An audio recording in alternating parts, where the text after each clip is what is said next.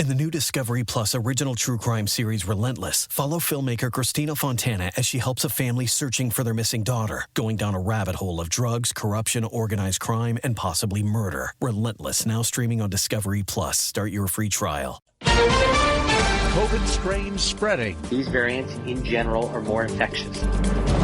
George Floyd's girlfriend takes the stand. It was fun. It was an adventure always with him. Southern California office shooting. This was not a random act of violence. This is the CBS World News Roundup Late Edition. I'm Peter King in Orlando. COVID cases are spiking again in the Midwest, and new variants get some of the blame. Here's CBS's Steve Futterman. Even with the number of vaccinations administered increasing, many areas are seeing a significant spike in cases. In Michigan, the number is rising. Also in Chicago, Mayor Lori Lightfoot. That's a quantum leap from where we were even 3 weeks ago. CBS's Dr. David Aga says new COVID variants are partially to blame. These variants, in general, are more infectious. And we're seeing now increasing cases. In Michigan, which has seen the biggest spike in the nation, Governor Gretchen Whitmer, for the moment, is holding off reimposing COVID restrictions. Steve Futterman, CBS News. Canada's Ontario province is on lockdown for at least 4 weeks after a spike in cases there. President Biden has held his first cabinet meeting. Front and center, his more than $2 trillion infrastructure improvement plan. These cabinet members will represent me in dealing with Congress, engage the public in selling the plan. It's a tough sell for Republicans like Senate Minority Leader Mitch McConnell. We already have an extraordinary amount of national debt. At the Derek Chauvin murder trial, George Floyd's girlfriend Courtney Ross has testified to head off one possible defense strategy. CBS's Michael George is in Minneapolis. He said both of them struggled with opioid abuse. We both suffered from chronic pain. Defense attorney Eric Nelson asked her about Floyd overdosing last March. You did not know that he had taken heroin at that time? No. Floyd's attorney, Ben Crump, released a statement that says, "We fully expected the defense to put George's character and struggles with addiction on trial, because that's the go-to tactic when the facts are not on your side." In Orange County, California, a suspected gunman is in custody after an office shooting that left 4 people dead. Lieutenant Jennifer Amat. The preliminary motive is believed to be related to a business and personal relationship, which existed between the suspect and all of the victims. Amat says the suspect appeared to have chained the gates closed to keep his victims from escaping and to keep police from getting in. The accused gunman is in critical condition from a gunshot wound. What's not clear is whether police shot him or whether he shot himself. On Wall Street, the Dow closed up 172 points today, while the Nasdaq gained 233.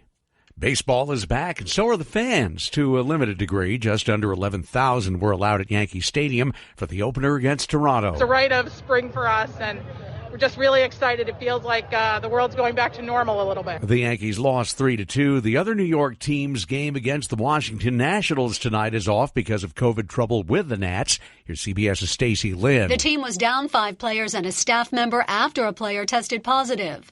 The game has been postponed, but a makeup date hasn't been announced yet. On the eve of the Final Four, North Carolina's Roy Williams has announced that he's retiring after more than 900 wins and 3 national championships. It's been a thrill.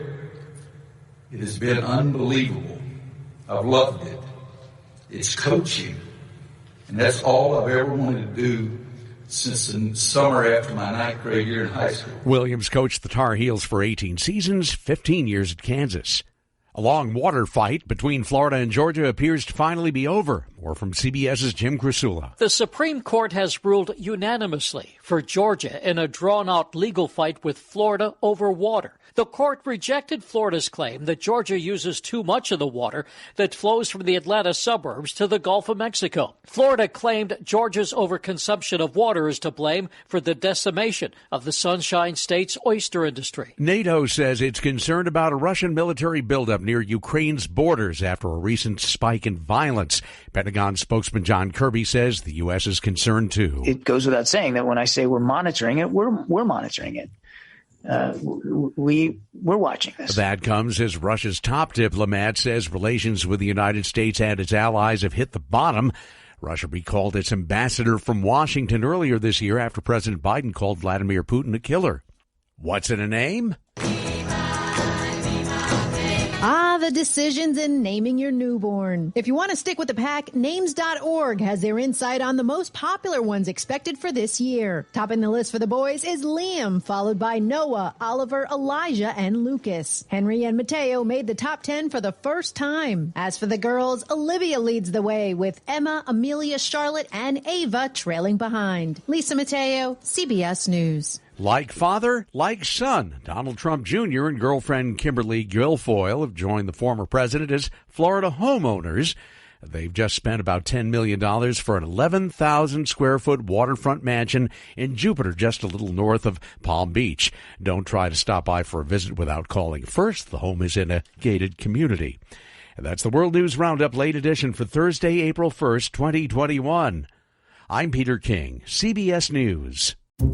From CBS Audio, this is Intelligence Matters. You think that this is a huge deal, the fact that they attacked our democracy. Absolutely. I called it the political equivalent of 9/11. A weekly podcast about national security and intelligence. It's finally time to have a proper China strategy. Hosted by the former acting director of the CIA, Michael Morell. Is there a window in which we need to act? We're in that window now. Follow Intelligence Matters wherever you get your podcasts.